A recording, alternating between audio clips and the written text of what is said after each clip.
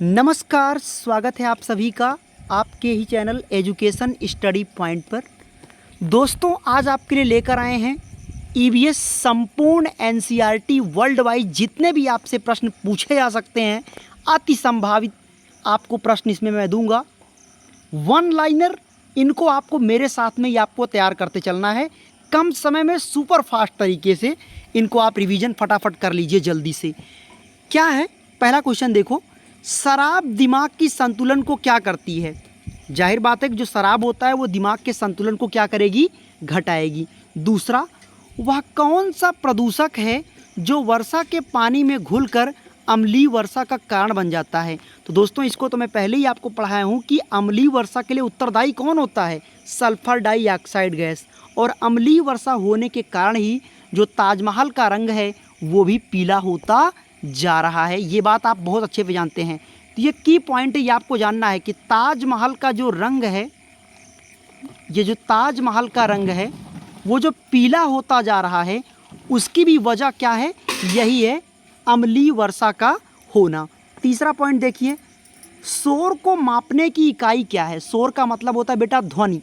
ध्वनि को मापने की इकाई क्या है? डेसिबल है। ध्यान रखना, ये केवल सीटेट में नहीं, सुपर टेट, यूपी टेट सब में मदद करेगा। आइए चौथा, सबसे अधिक हानिकारक प्रदूषण कौन सा होता है? सबसे अधिक दोस्तों जो हानिकारक प्रदूषण होता है वो होता है रेडियोधर्मी प्रदूषण के द्वारा, पदार्थ के द्वारा, इसके द्वारा होता है। पांचवा फैक्ट देखिए क्या है, एक ही मिट्टी में वर्ष दर वर्ष एक फसल लगाने पर को क्या कहते हैं? पहली बात, एक ही मिट्टी में अगर आप बार बार किसी एक ही टाइप की फसल को उगाओगे तो उस मिट्टी की उर्वरक क्षमता खत्म हो जाएगी, वो मिट्टी बंजर बन जाएगी। लेकिन इस काम को करने को दोस्तों कहते हैं मोनोकल्चर फसल। इस बात को क्या कहते हैं? मोनोकल्चर फसल कहते हैं। दूसरी बात क्या है, पृथ्वी पर ऊर्जा का चरम स्रोत क्या है? तो बेटा उसे सूर्य कहते हैं। सूर्य चरम उत्कर्ष का स्रोत होता है। सातवां, कांटे नुमा पत्तियों को दर्शाकर एक शिक्षक किस प्रकार के पौधों के बारे? भाई, जिस पौधों में कांटे ज़्यादा होता है इसका मतलब उस इलाके में बरसात कम हो रहा है, और जिस इलाके में बरसात कम होगा वो कांटा ही उत्पन्न होगा। नागफनी, मरुस्थलीय पौधे, राजस्थान के इलाके।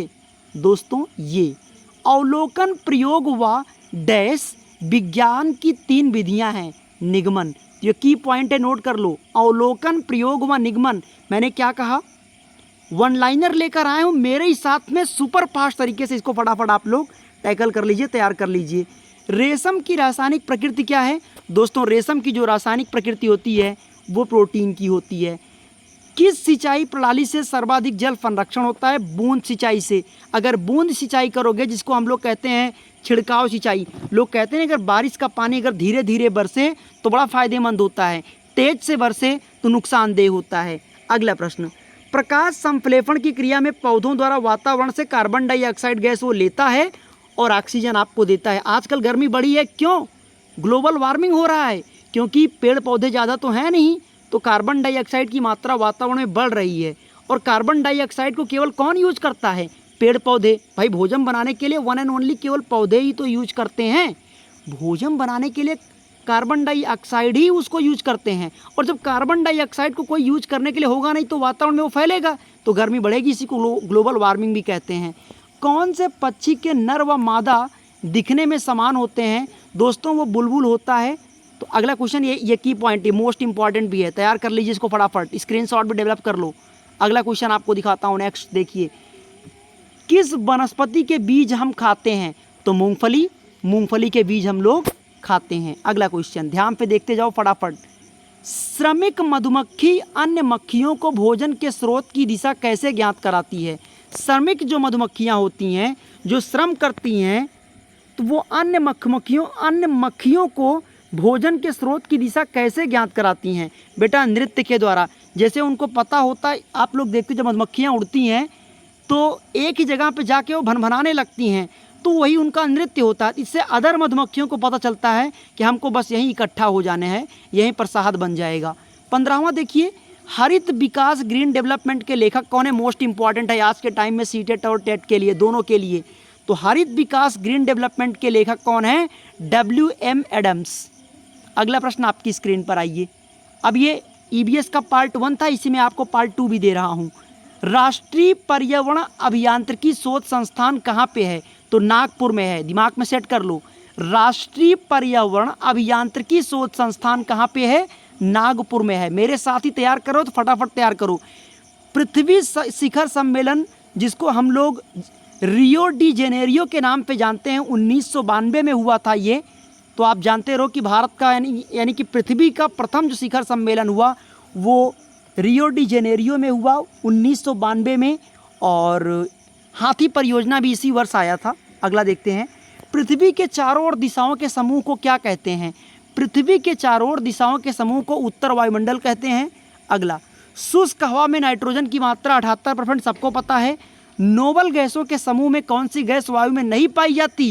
ये बहुत इंपॉर्टेंट है, गलत होने के चांसेस बढ़ जाएंगे। नोबल गैसों के समूह में जो रेडॉन वाली गैस होती है, ये गैस वायु में नहीं पाई जाती। स्क्रीनशॉट डेवलप कर लीजिए, क्योंकि इनमें से बहुत से बच्चों का गलत हो सकता है।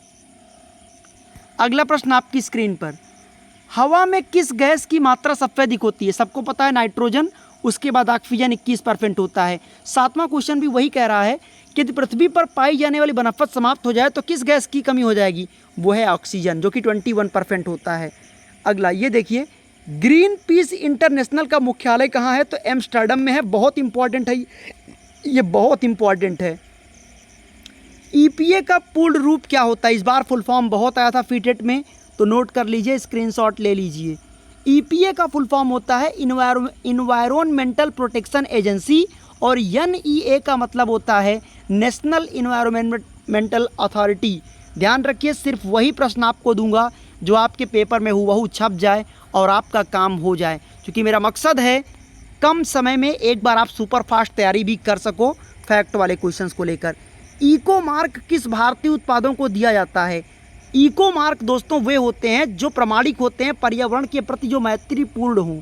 हॉट स्पॉट शब्द का सर्वप्रथम प्रयोग किसके द्वारा किया गया था? नॉर्मन मेयर्स के द्वारा किया गया था 1988 में। हॉट स्पॉट शब्द का प्रयोग ध्यान दीजिएगा, नॉर्मन मेयर्स ने दिया था। ये थोड़ा गलत लिखा हुआ है, नॉर्मल माय, इसका सही होगा नॉर्मन मेयर्स ने दिया था, 1988 में दिया था। अगला प्रश्न, question number 13, green house gas की संकल्पना किसने दी?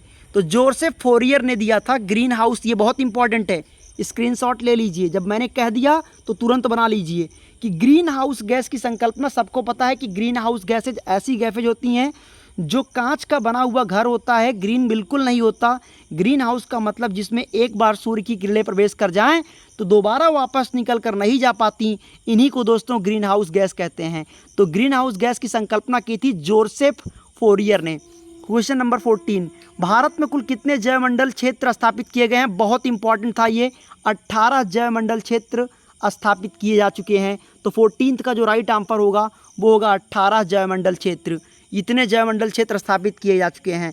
वेटलैंड दिवस 2 फरवरी को मनाया जाता है। तो बेटा ये था आपका आज का ये वीडियो, बहुत ही इंपॉर्टेंट एनर्जेटिक सेशन आपके लिए रहा होगा। एक बार दोबारा से वीडियो को प्ले करके रिवीजन ज़रूर कर लेना, इसलिए कि आपका रिवीजन पूरा कंप्लीट रूप से हो और आपको याद भी हो जाए। आई होप आपको वीडियो पसंद भी आया होगा। पसंद आया तो कमेंट में लिखकर बताइए, नहीं आया तो क्या कमियां रहीं, क्या और टॉपिक आप चाहते हो वो भी बताइए, और वीडियो को लाइक एंड शेयर कर दीजिएगा। और पहली बार आए हैं तो सब्सक्राइब करना बिल्कुल ना भूलें। थैंक यू सो मच, आभार आप सभी का वीडियो वॉच करने के लिए। बहुत बहुत शुक्रिया, बहुत बहुत आभार, थैंक यू।